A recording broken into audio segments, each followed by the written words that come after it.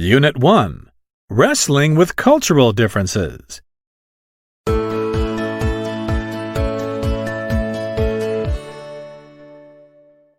Read about it.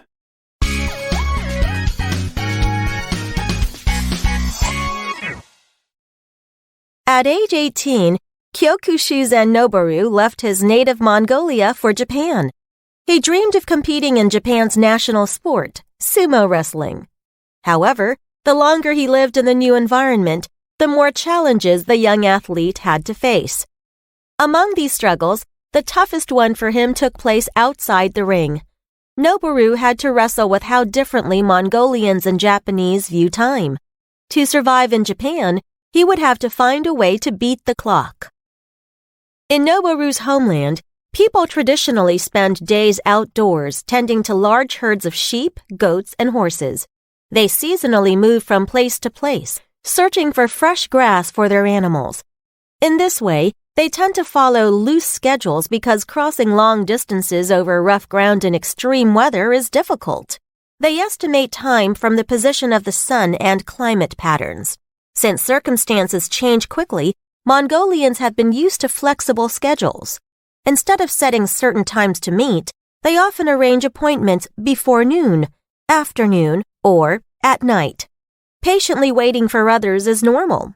As long as they arrive within the specified block of time, they are on time.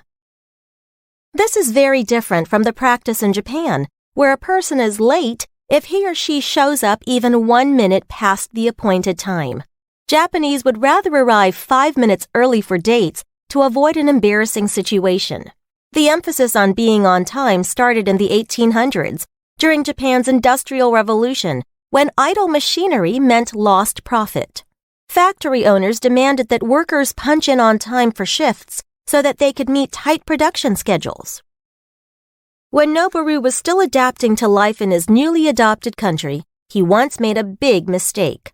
On one occasion, Noboru and some other junior Mongolian wrestlers lost track of time and returned late from an evening birthday party. What's worse, they didn't contact their coach immediately. Therefore, these young people were scolded and punished so severely by their furious master that they actually ran away and considered quitting sumo altogether.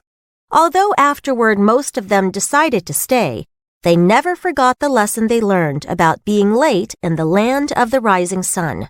From then on, they never dared to come back late or oversleep. It is apparent from Noboru's story that people from different cultures view time in their own ways. With people connecting with others from different cultures, they develop new concepts of time. However, old habits are hard to change.